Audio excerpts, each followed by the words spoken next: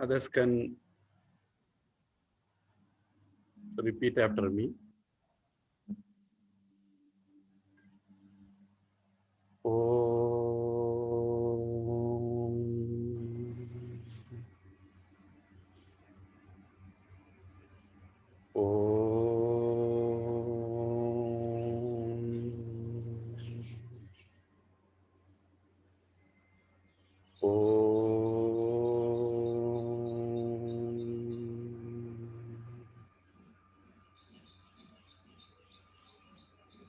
Om Agajanana Padmarkam Gajananam Aharnisham Anekadantam Bhaktanam Ekadantam Upasmahe Saraswati Namastubhyam Varade Kamarupini Vidyarambham Karishyami Siddhir Bhavatu Me Sada Gurur Brahma Gurur Vishnu Gurur Devo Maheshwaraha Guru Sakshat Param Brahma Tasmai Shri Gurave Namaha.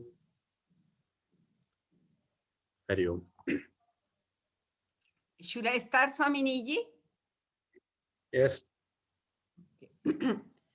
Namaskar, Hari Om to everyone.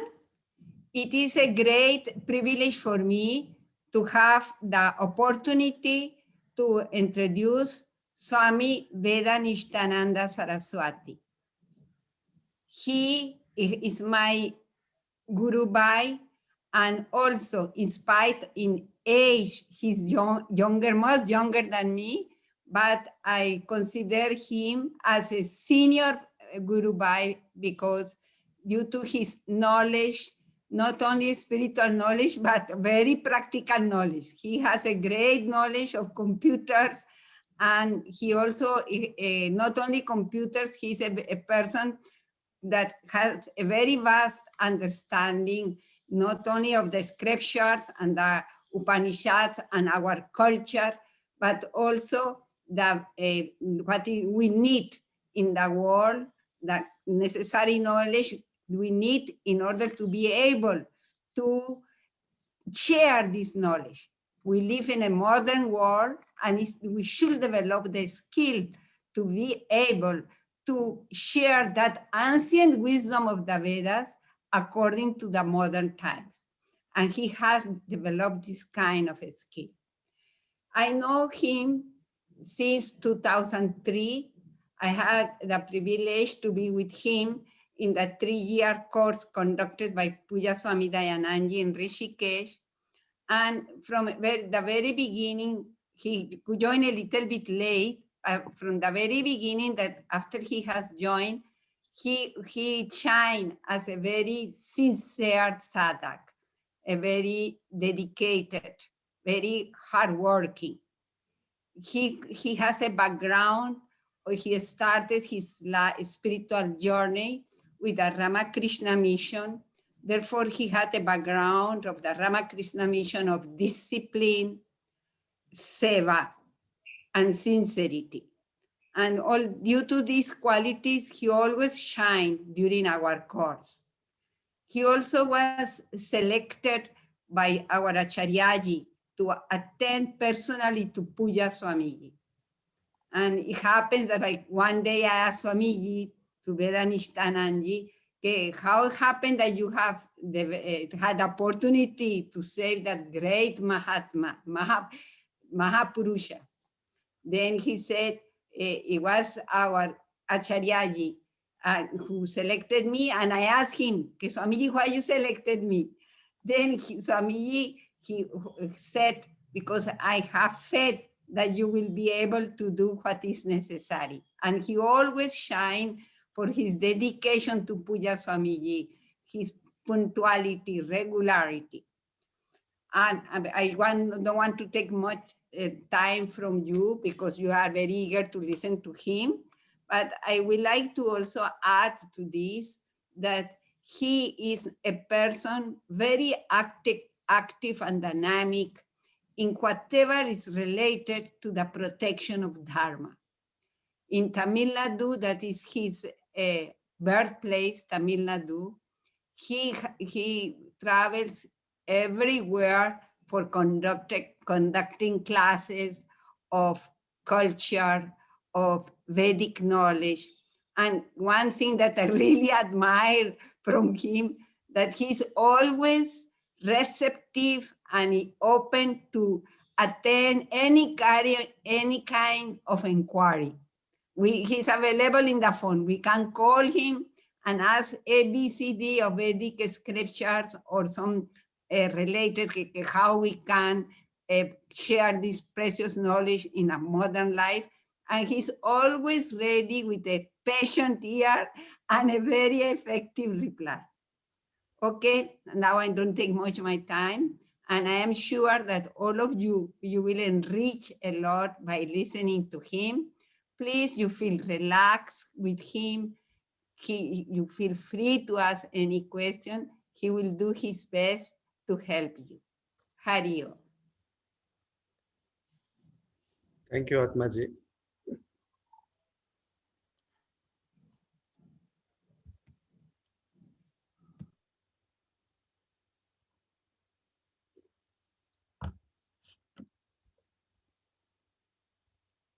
So we started with Omkara.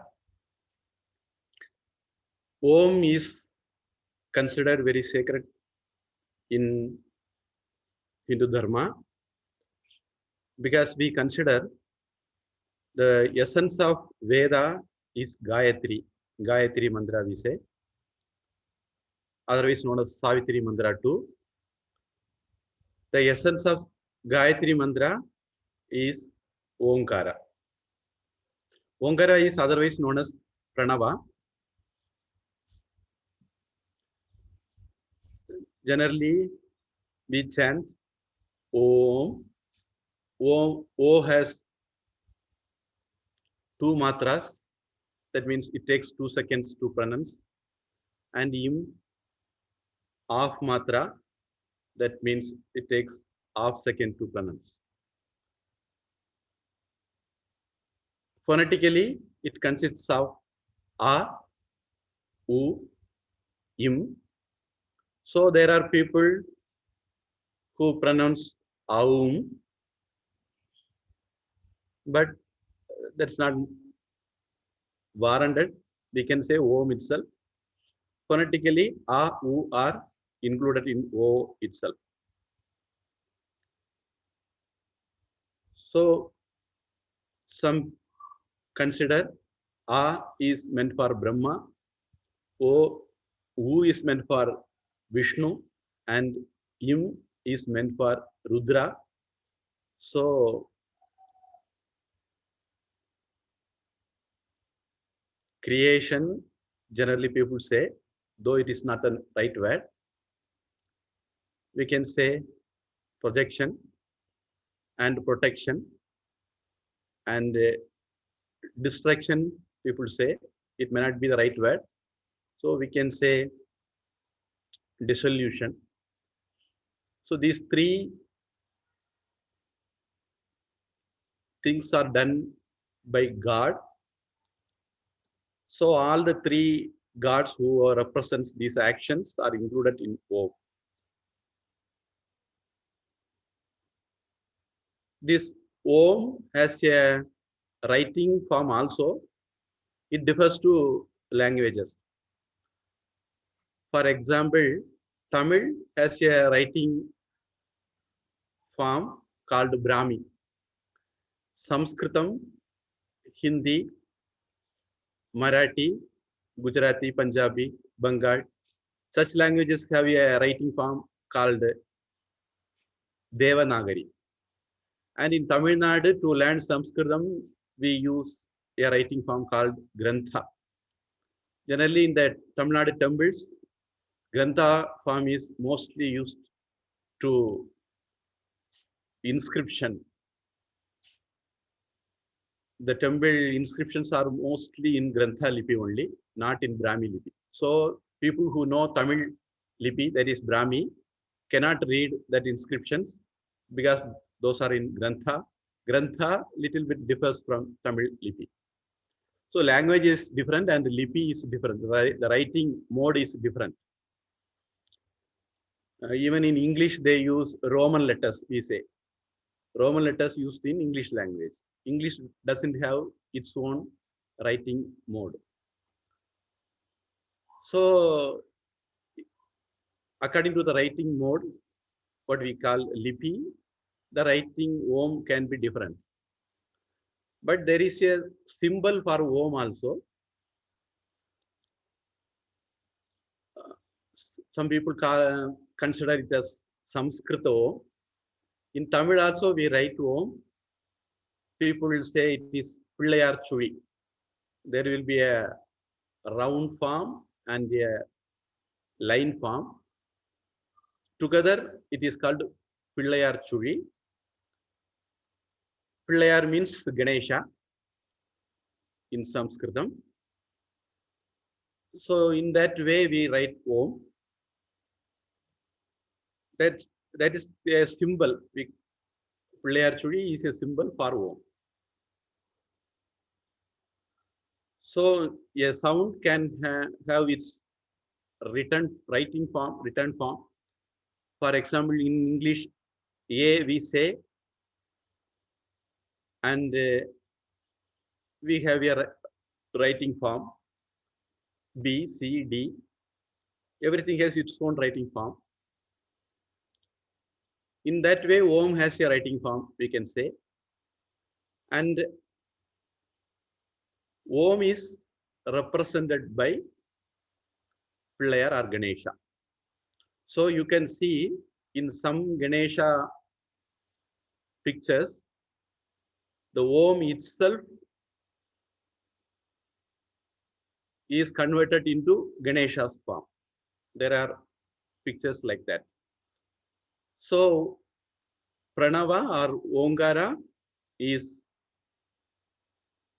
if it takes a human form, then it is Ganesha. So Ganesha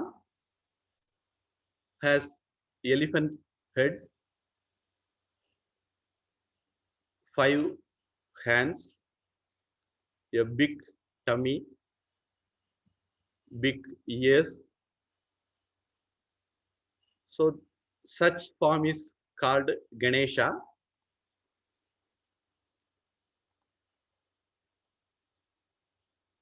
Hope you will be able to see the picture now. So in that Ganesha picture, 4 hands are like human hands, and one hand represents Angusha, another one Pasha, and one Varada Mudra, that is like blessing. This is called Varada, and left hand they show like this, that is called Abhaya. So all these things have its own significances, and the tusk is the 5th hand, so he has 5 hands. Generally, when Devatas are represented, they will be having more than 2 hands. That's how we represent Devatas. I was little bit reluctant to take class in English because there are something which cannot be expressed in English. There is a book written by Rajiv Malhotra titled Sanskrit Non-Translatables. So in that book, he shows how shallowly they have translated some Sanskrit words, and they have given wrong meanings, wrong notions. So there is a difficulty in that. So still, I will try my best.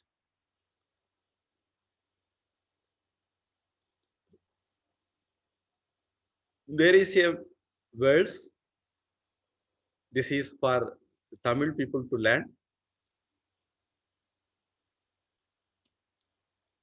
As I was asked to tell some Nayanmar stories also. Generally, I would like to present you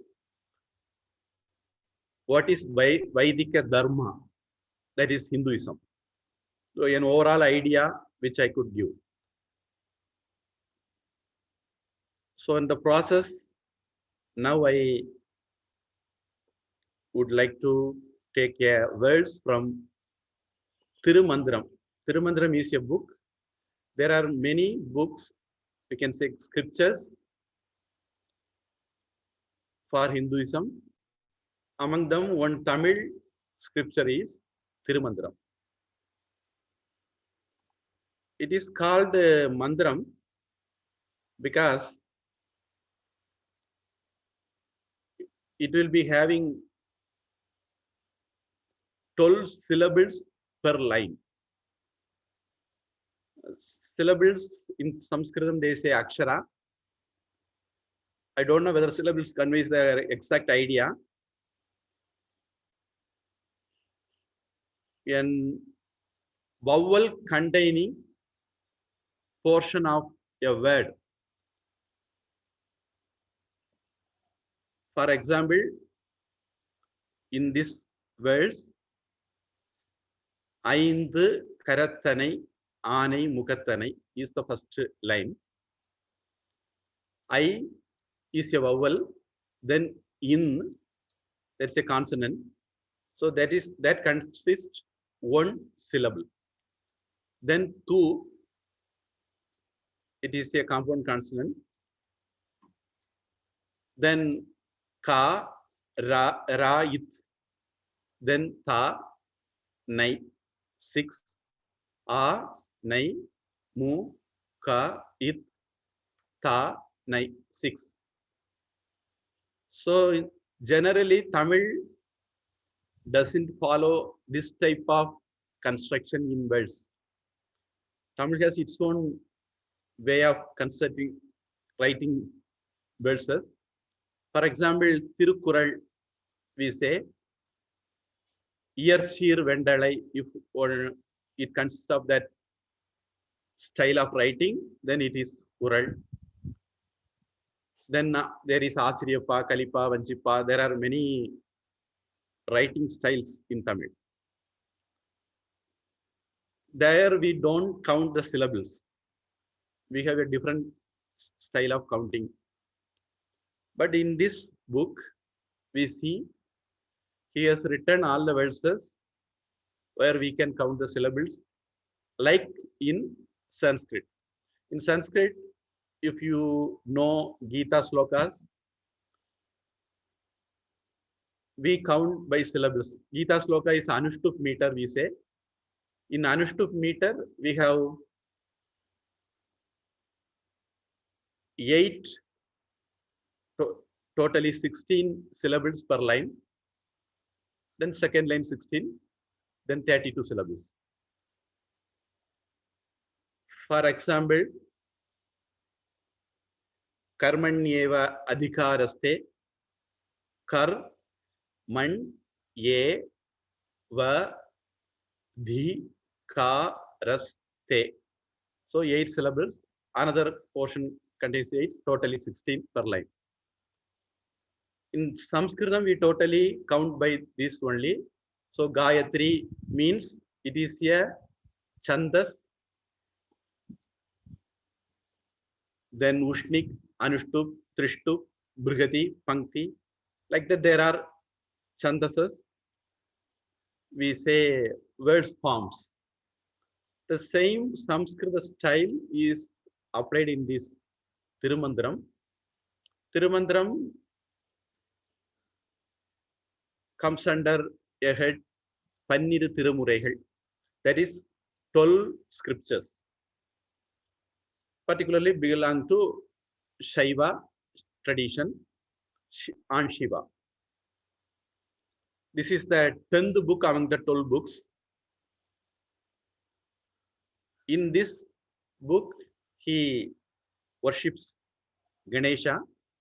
Generally in Tamil Nadu or among Tamil people, there is a misconception that Ganesha is not belong to Tamil Nadu. He arrived from somewhere else. But in this Tirumandra, he worships Ganesha. Then there are Tirumula Nayanar wrote this book. That Tirumula Nayanar, they are sets of people called Nayanmar. The Shaiva devotees generally called Nayanmar. 63 people are very important among them. Among the 63, Tirumular is also one. So this is a stotra for Lord Ganesha. Initially, I thought of taking some stotras, some devotees' life, then some idea about scriptures. So like that, some idea I had initially. Let us see how it proceeds. So now I would like to go into the stotra written by Tirumula Nayanar in Tirumantram. ஐந்து கரத்தனை ஆனை முகத்தனை இந்தின் இளம்பிறை போலும் எயிற்றனை நந்தி மகந்தனை ஞான கொழுந்தினை புந்தியில் வைத்தடி போற்றுகின்றேனே. Here he describes Ganesha's attire. Generally, the Dhyana slokas describes the Lord. It can be considered as a Dhyana sloka for Ganesha. Aindu Karattanai, a person, one who has 5 hands. Aindu means 5, Karam means hand. Aindu Karattanai means one who has 5 hands. There are some Tamil people in the industry of cinema who chant this as Aindu Karattinai.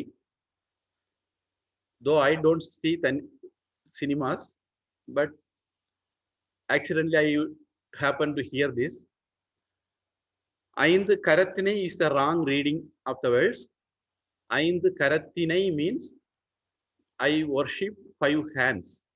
But that is not what Tirumula Nayanar meant. He meant the Lord who has 5 hands. I worship the Lord who has 5 hands. So then it will be Aindu Karattanai.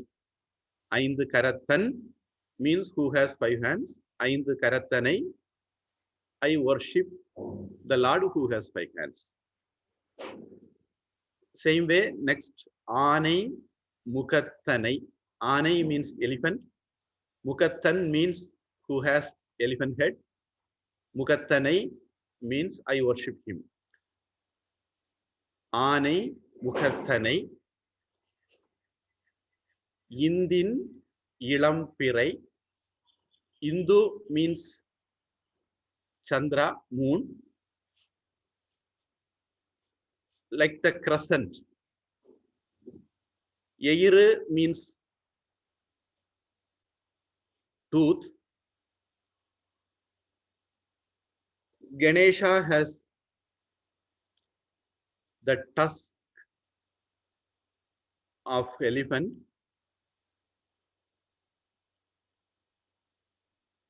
Among them, one is broken, one is full. There is some reason behind that. So the tusk generally considered not as a horn, but as a tooth. Scientifically, elephant doesn't have horn, but tooth, extra grown tooth is called tusk. So in Tamil, Yeiru means tooth, so they have used that. But there are some places where they consider it as horn also. But the truth and the right word will be Eiru, tooth only. So Eiru is tooth, Eitan means who has tooth, Eitanai means I worship him who has tooth. Tooth like crescent. Ilampirai polum means like crescent. So Indin Ilampirai polum Eitanai. The Lord who has a tusk like crescent. Then Nandi Mahantanai. Nandi here is the first letter A is dropped here for some reason. So Anandi is written as Nandi. Here Nandi refers to Lord Shiva. One should not mistake it as the Nandi, the god or the right hand person of Shiva. There is also a mistake among the people. Lord Shiva's Vahana or the carrier is bull.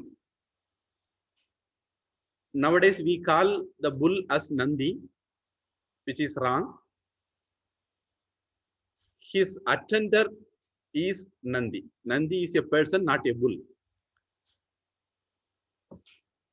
But here, this Nandi doesn't mean either bull or his attender, but it means Lord Shiva himself. So Nandi Magandane means son of Lord Shiva.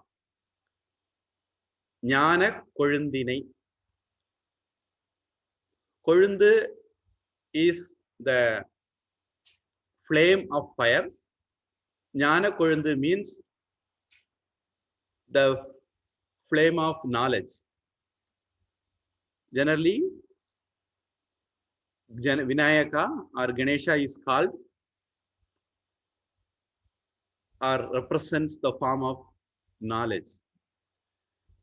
So Jnana Kolundinai. Pundiyil. Here it is Buddhi transferred as Pundi.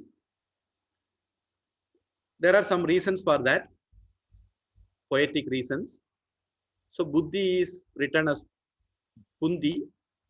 Pundiyil means in Buddhi, in my mind or knowledge, consciousness. With keeping him in my memories, knowledge, mind. Adi. Adi means feet, the Lord's feet, lotus feet. Potuhindene, I worship him. So that total meaning will be, I worship the Lord who has 5 hands, who has elephant head, who has tooth like crescent, who is son of Lord Shiva, who is the embodiment of knowledge, always in my mind. That is the meaning of this verse. This is written by Tirumula Nayanar, one among the 63 Nayanmar, in his book Tirumandiram. So now there may arise some questions in one's mind. Whether God has form, how many gods are there? Like that, some questions may arise.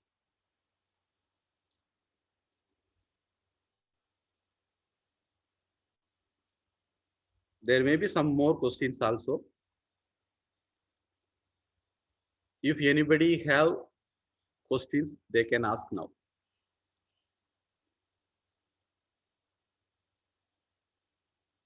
In the coming classes, we will be dealing with such things one by one.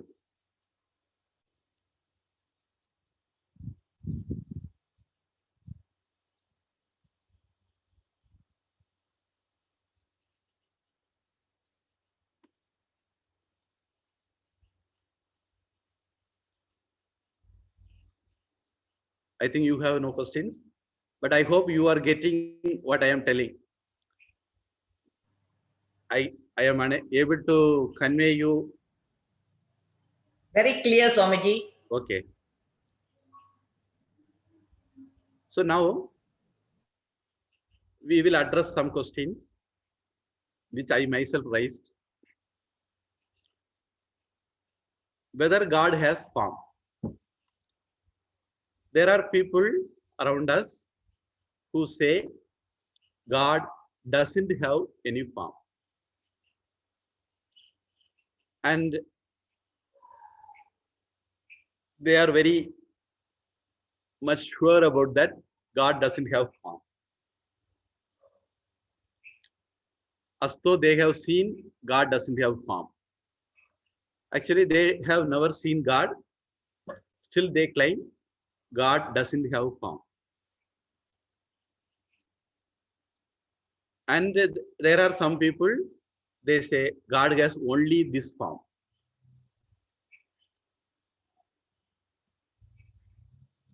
If suppose God doesn't have form, they should not write in their scriptures, God is in the fourth heaven, fourth sky. God is in heaven, he is in the fourth sky, or he is in the seventh sky. Like that, they write in their scriptures. If a God who happened to be in the fourth sky or seventh sky, that means he has some form.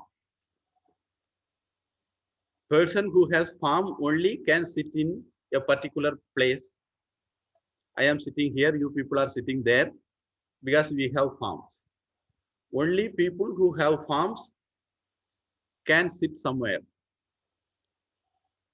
He is in the throne in the seventh sky or fourth sky, they claim. So that means their God also have some form which they could not understand. Ramakrishna Paramahamsa gives this analogy. Take water for example. If it, due to devotion, if it takes your form like ice, generally bhakti is considered very cool, so the water becomes cool, then it takes form. So then we say cup ice, cone ice. There are very varieties of ice creams too. So it takes a form where we cool. So due to devotion, God takes a form. Our God is omnipotent, so he is capable of taking form. And if we analyze him intellectually, so to say, then he became formless, like water evaporating. Analyzation through intellect is like boiling the water. So due to the heat of analyzation, God becomes formless.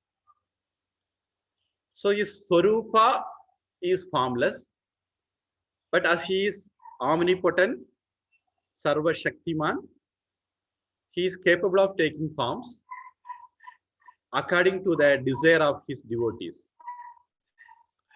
So meanwhile, he has a form which is like water. It doesn't have, we cannot consider water has a form or it doesn't have a form, because we can see the water but it doesn't have a permanent form. So God has form also. God appears as formless also. God appears as in a medium way also. There is something, but there is no form, like that. We say form rupa. We say formless as arupa. Then that togetherness is called rupa rupa. For example, the Brahman is called formless. Then Brahma, Vishnu, Shivan, Rama, Krishna, Shakti, Kartikeya, Ganesha, all are called formful or gods with form. Then there is Shivalinga, Chalagrama, then the village gods, there are some symbols for them. Such things are called Rupa Rupa. So all the three God can come. God represents all the three. All are gods. That's how we see. That's the truth in the world also. So then comes a question, how many gods?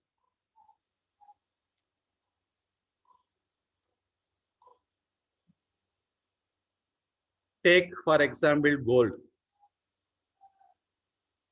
Gold you consider as Brahman, which has no form of its own. Then we make ornaments out of it.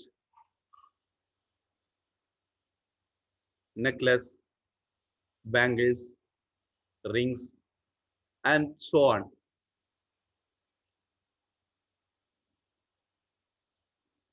Everything is gold only, though it has different forms, different usages, different names, but everything is basically gold only. In that way, though we have different forms, names, all are one God only. Rigveda say, Ekam Sat Vipra Bahudha Vadanti. The truth is one. But people worship in different ways. Like the gold is one, we have many forms of ornaments. So God is one, we worship him in different ways. Still there may be some confusion in our minds. So I give another analogy.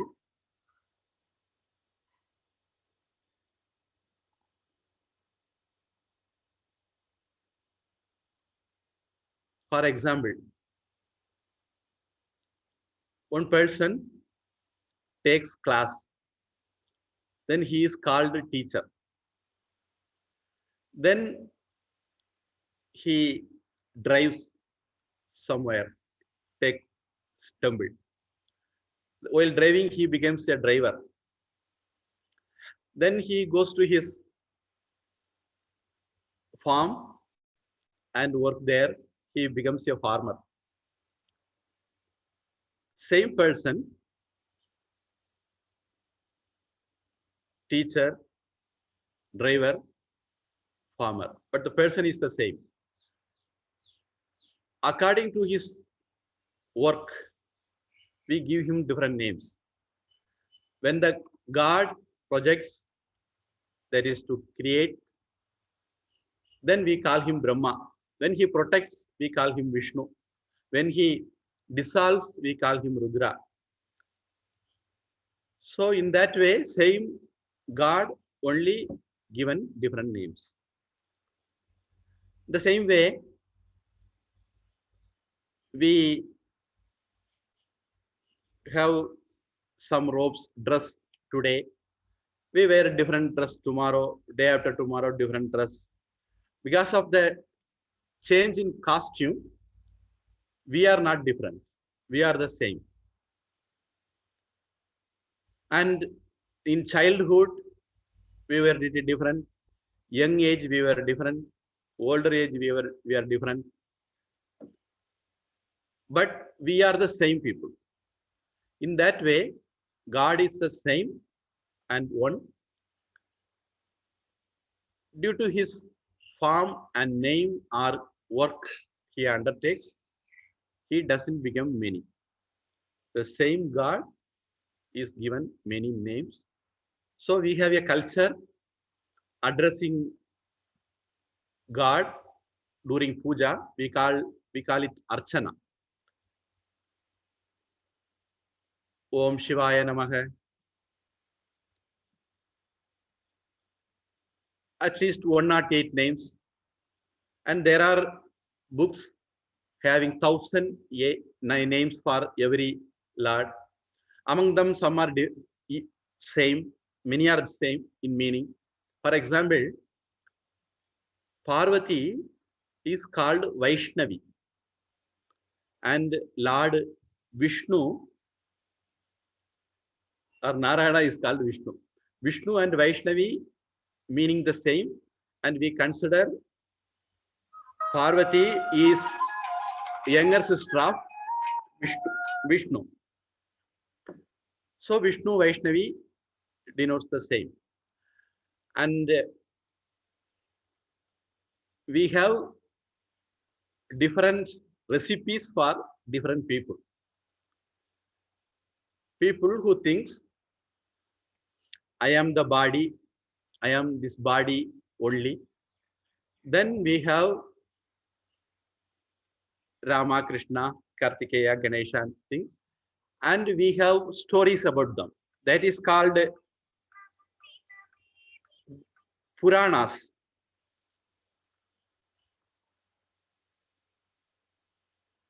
In Puranas, we have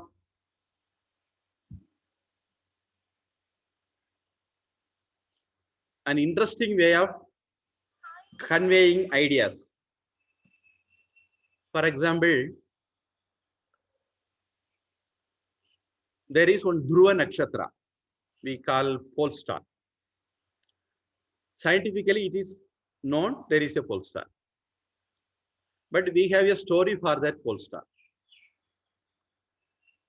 We know moon has some spots, black spots in it.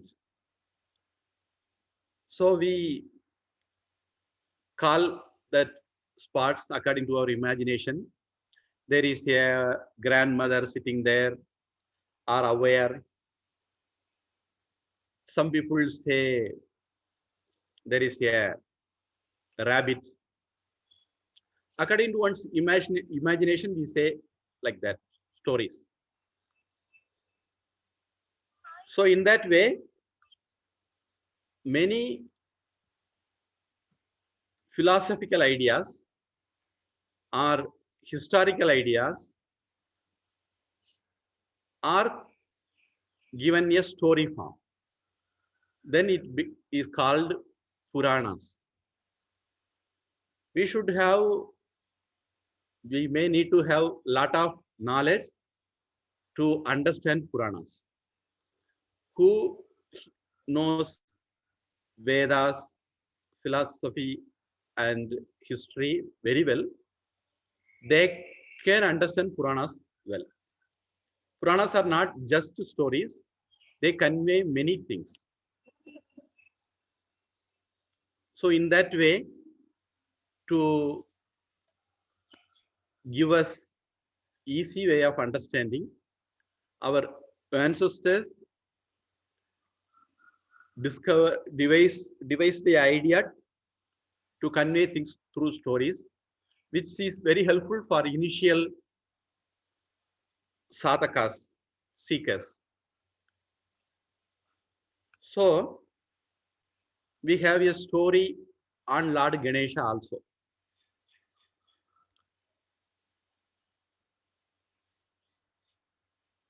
It seems Lord Shiva went for tapas, and Goddess Parvati was taking bath. So the turmeric which she uses to apply, she made a lump and she gave life to that, and he is called Ganesha. And she told him, you be the security of my door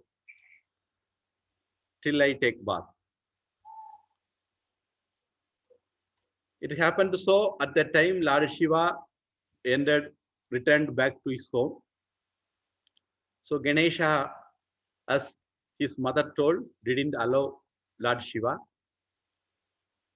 because he didn't know that that is his father. So he didn't allow Lord Shiva. Then there is a duel between them. And Lord Shiva, as he is very powerful, he cut off his head. And Parvati came to know this. And she prayed Lord Shiva. She wanted the boy alive back. Then Lord Shiva sent his Ganas. Gana means his attendants to all the places. And there is a information in that. He told who has his head towards the north, you bring that head. Then they found only an elephant having its head at north. So they cut the elephant's head and brought to Shiva, and Shiva placed the head back to Ganesha, and he became alive. From that time onwards, he got this elephant head. Then he gave boons, and every other devas gave boon, and he is given the position of the leader or head of all the Shiva Ganas. So we call him Ganapati or Ganesha and so on. So in this, there is a Brahman. While the creation begins, the Srishti, we can say, Srishti begins, the Purusha and Prakriti works to create the world. Then the Purusha Prakriti is represented here as Lord Shiva and Parvati. Then Lord Ganesha is the first form of Saguna Ishvara, the God who has form. So I said that Omkara represented by Lord Ganesha's form. So he is given the head post. So he became the head of the Ganas, Lord Ganesha. Even now we all do puja for Ganesha first. Then only we do puja for our Ishta Devatas. So then there are so many other stories behind that. So in this we see, generally in Hindu culture, we don't keep our head north and sleep.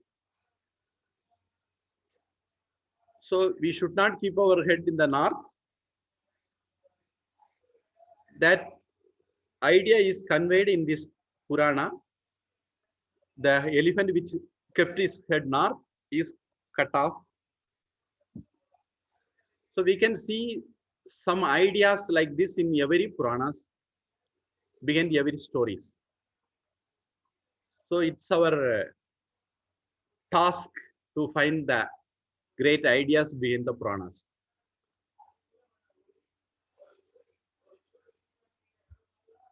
So there are people who say, don't worship the creation, worship the creator. According to our scriptures, our ancestors, God himself became the well. Like gold became the ornaments, God himself became the well. So well is God. That's the reason why we worship mountain, river, trees, everything we worship. In Gita also 10th chapter, Krishna gives a detail, a small list of where his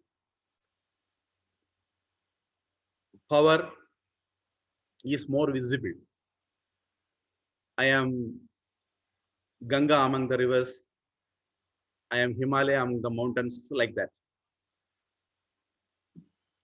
So, according to us, the whole world is Lord. Lord himself became the well. So, world is not different from the Lord. So, when we worship Lord in any form, we are not worshipping tree or river or mountain or even stone. We are worshipping Lord himself. So this is the idea which is very difficult for other people to understand. So they claim that worship the creator, not the creation. There is a problem in that. If suppose creator is different from the creation, then we can see that creation is very vast and wide. For example, if I suppose I am the creator, I am sitting now in Coimbatore, there is a Ganesha temple. In the temple, some corner I am sitting. So I am not in the whole temple. I am not in the whole ashram. I am not in the whole Coimbatore. I am not in the Tamil Nadu state. I am not in the India country. I am not in the globe. But for this corner, I am nowhere else. So the creation is very vast and wide. If I am the creator, I am only here, not anywhere else.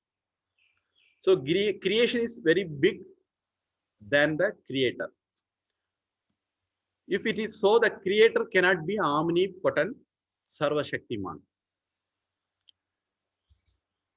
And there are many planets. There is a Milky Way. There are so many things like Milky Way. So the whole universe is very vast and wide. God is some micro or nano point in that universe. So he cannot be all powerful. So if we have to worship the creator who is very minuscule, who is almost powerless, even mosquito can bite him, it will be a ridiculing argument that we have to worship the creator, not the creation. So in Hinduism, we say there is nothing but the creator. Ishavasyam idam sarvam. Ishavasya Upanishad is one of the Upanishads. In that, the first line says, everything is the Lord himself. And Mahatma Gandhi, you may be knowing, he says, even if every scriptures is lost, but the only line, single line, Ishavasyam idam sarvam survives, then the whole Hinduism will emerge back. Like that, Mahatma Gandhi says. Because this is like a atom bomb, which is very powerful. Ishavasyam idam sarvam is a very powerful line which conveys, which is the basic for all other Hindu philosophy. So, as we have this idea that everything is God, we worship our parents, we worship our gurus, we worship our elders, we worship everything whichever we consider holier or great. So there, everything is the same and one God. There is no many gods, but the name and forms only are different, like gold and ornament. So I think with this we can conclude here. If anybody has any questions or any doubts, they can raise.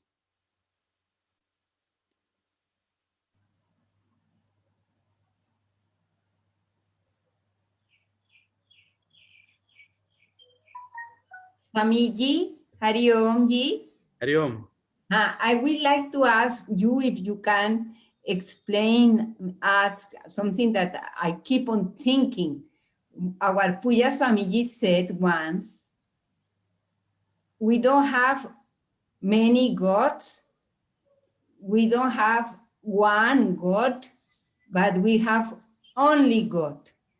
It's something that always makes me to contemplate. Kindly, we like to listen. That is the same idea I was trying to convey.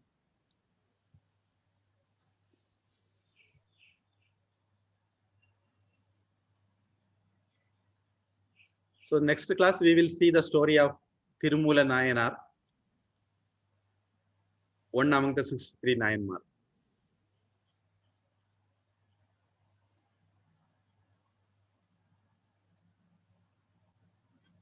Any question or clarification? Any questions, please ask, unmute.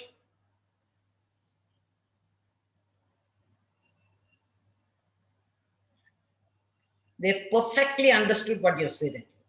Yeah, they say Nirai Gudam Talumbar.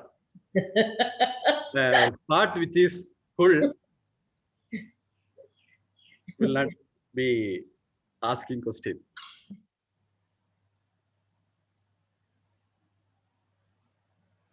Good. Can we conclude then? Yes, Swami, it's good. Very good. Only that next week you have to speak in Tamil because some of them really don't understand English. So you have to do both. Hmm.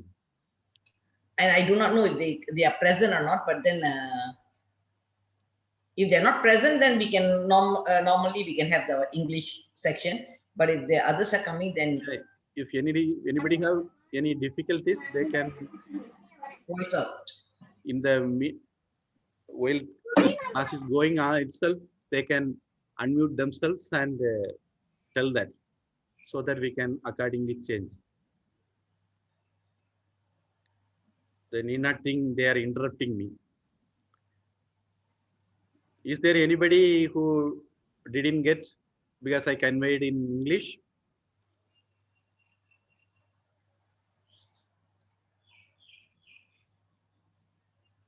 Okay, if anybody had any difficulties, they can convey to your Mataji and she will inform me.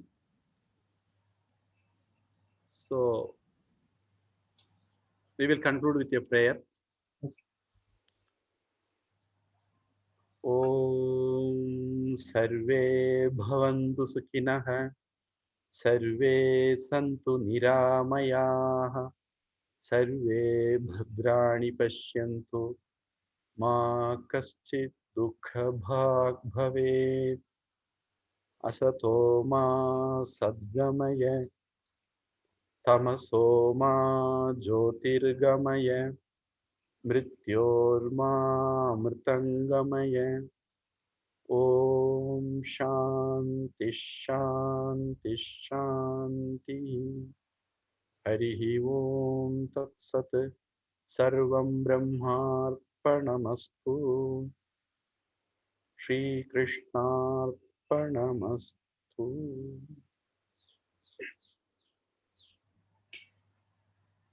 Thank you, Swamiji.